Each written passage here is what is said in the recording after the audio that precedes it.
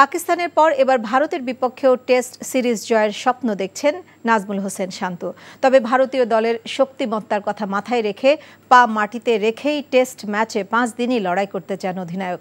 2 test ও 3টি টি-20 খেলতে ভারতে যাওয়ার আগে গণমাধ্যমে এসব কথা বলেন শান্ত।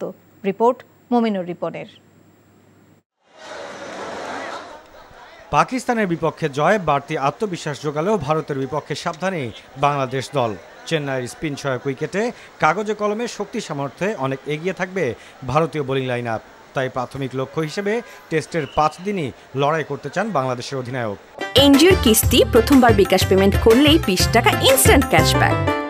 পাকিস্তানে একটা ভালো সিরিজ পার হওয়ার পরে অবশ্যই একটা বাড়তি কনফিডেন্স তো দলের মধ্যে আছে, ইভেন পুরা দেশের মানুষের মধ্যেই আছে। বাট প্রত্যেকটা সিরিজে একটা অপরচুনিটি। আমরা 2টা ম্যাচই জেতার জন্য খেলবো এবং জেতার জন্য যে জিনিসগুলো ইম্পর্টেন্ট, প্রসেসটা ইম্পর্টেন্ট। সো আমাদের লক্ষ্য ওটাই থাকবে যে আমাদের কাজটা আমরা ঠিক মতো করতে পারছি কিনা। সো আমরা যদি আমাদের কাজটা ঠিক মতো করতে পারি অবশ্যই ভালো রেজাল্ট সম্ভব, but it is going to be very challenging. Test সিরিজের 16 সদস্যের দলের মধ্যে 15 জন এক বহরে গেলেও সাকিব আল হাসান সরাসরি ভারতে দলের সাথে যোগ দেবেন।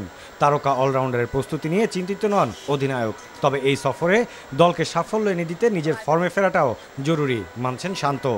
আমার ইচ্ছা যে আমি অ্যাজ এ ব্যাটার হিসেবে দলকে যেন কন্ট্রিবিউট করতে পারি এবং ওটার জন্য যেরকম প্রিপারেশন নেওয়ার দরকার ছিল আলহামদুলিল্লাহ আমি নিতে পেরেছি। তো আমার মনে হয় প্রিপারেশনটা ওনার ভালোই হয়েছে।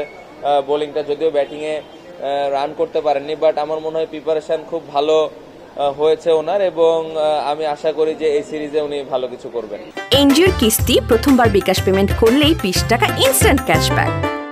2 ম্যাচ সিরিজের প্রথম টেস্টের জন্য সোমবার থেকে অনুশীলন শুরু করবে বাংলাদেশ। 19 সেপ্টেম্বর চেন্নাইয়ে লাল বলের ম্যাচে মাঠে নামবে নাজমুল হোসেন শান্তর দল। Mominur Ripon, NTV news, Dhaka.